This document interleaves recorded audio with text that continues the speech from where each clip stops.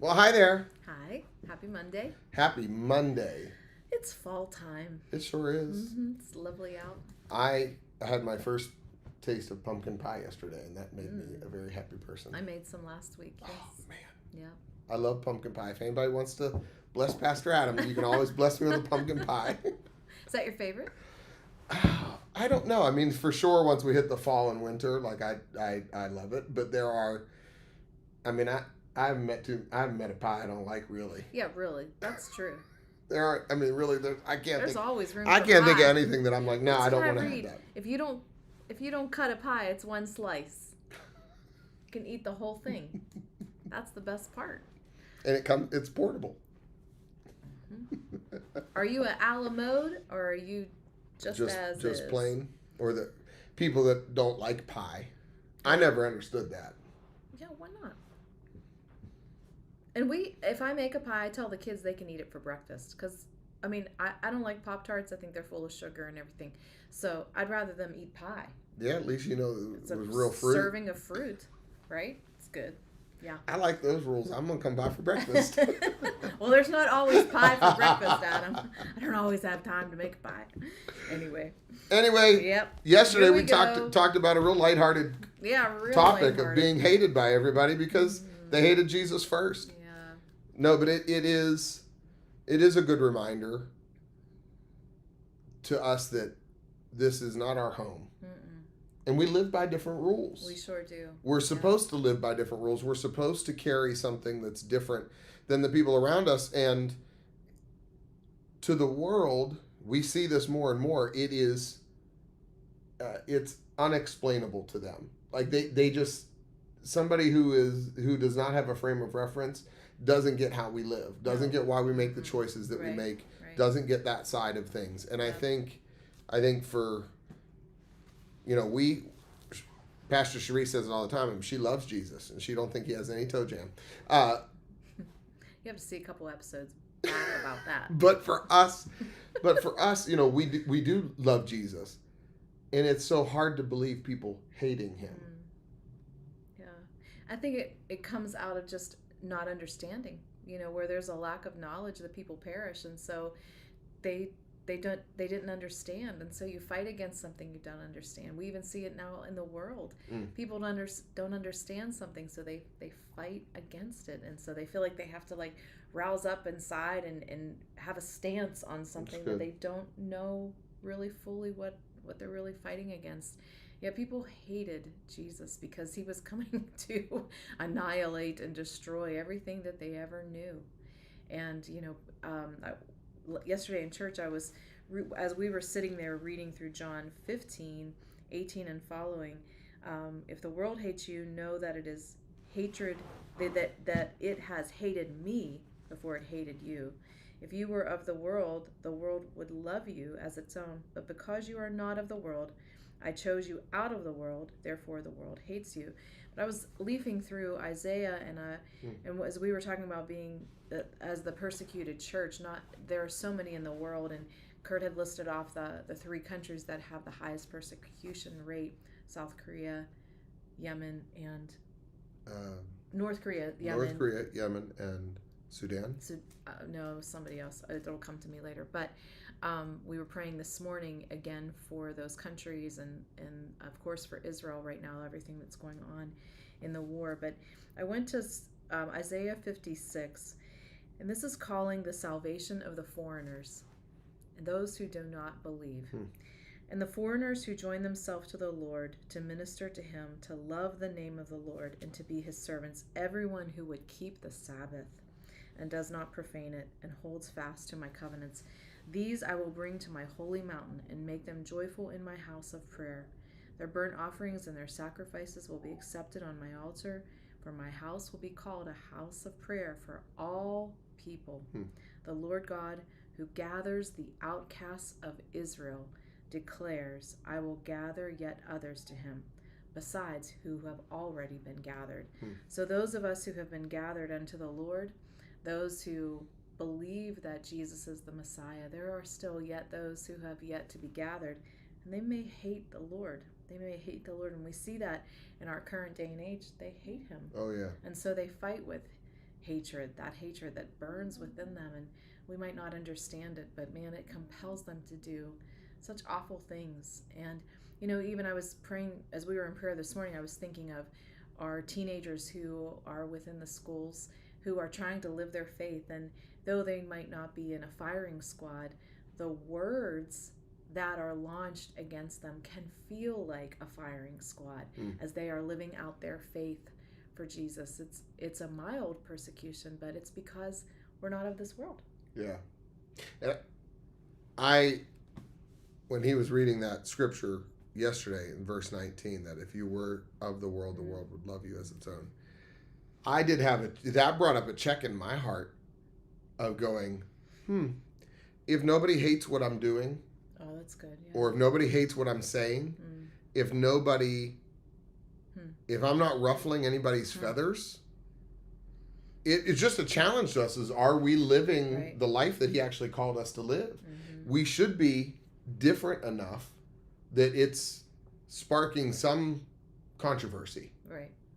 And not saying that we're out there seeking controversy or seeking to offend people. That's not what we're supposed to do. But our lives should be lived in a certain way that, no, the world doesn't love us. Like you watch, where I see this very apparently is in celebrities that make professions of faith. Okay. And we see celebrities that come to the saving knowledge of Jesus Christ and they change their life.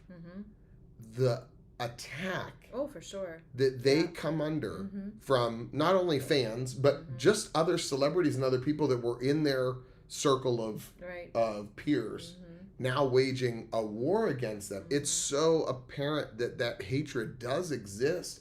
A lot of times it's just masked, and that's my question is like, if it's never coming to the surface, are you bringing it out enough that it's rubbing against people who are haters of the word, who are haters of the faith, haters of what Jesus stands for? I don't know. That's just what that brought to my mind yesterday when he said that, is going, I better continue to make sure my life is in a way that the world doesn't accept everything I do. Because if the world is accepting everything I do, then I'm not living by the right standards. That's right. Yep. That's really good. Verse 23 says, whoever hates me hates my Father also. I mean, it just goes one step deeper. And then following down in verse 25, but the word that was written in their law must be fulfilled. They hated me without cause. This is I'm going to put it up on the broadcast too. Lydia said, it is amazing that they think he's not real and also hate his name so much. Yeah, exactly. That is a great statement, because there's so many people that denounce all that, but if he's not real, then what's it? Why is it ruffling your feathers so much? I've had some conversations with some teens recently who attend public school and are trying to live out their faith, and they are just at like angst in their heart. Like, I know I'm doing the right thing, but what's being attacked, is their character, and their kids are testing them, trying, because they're watching and they're trying to get them to fall and falter in their faith. But it's like this Christian lifestyle that's being lived before them, it just irks them to no end.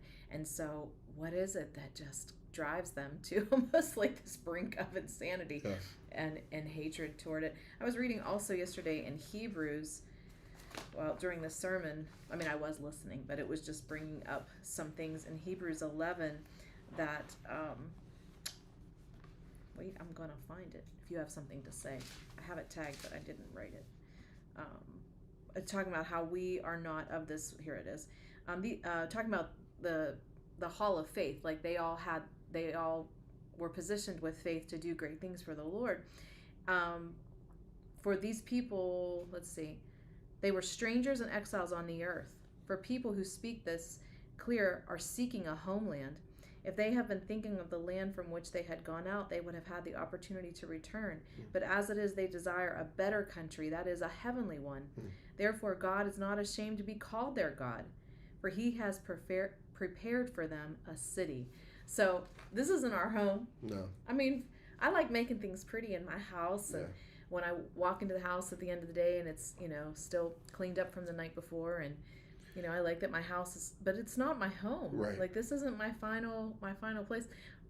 I think we've talked about it before. We're going to be neighbors in heaven, or I'm going to have a nice place up there. I hope so. I think it's it's such a reminder to us that, and I would say maybe the old generation and some of the hymns, they did a better job of reminding themselves, like, this is all temporary. This is not my home. I'm just a traveler. I'm a tent. This is a tent. This is going to expire one of these days. I'm out of here, and it's going to be so much better over there. And I think we hold in tension, because what we don't want to do is go to the place of saying, this world's not my home. The world's going to hell in a handbasket, and I'm just going to sit on my front porch with my Bible on my lap and wait for Jesus to come. Because that's not what he asks us to do. He asks us to be salt. He asks us to be light. He asks us to get out there and make a difference and be the hands and feet of Jesus to those around us. So it's both. It is recognition of, I'm not here, but while I'm here,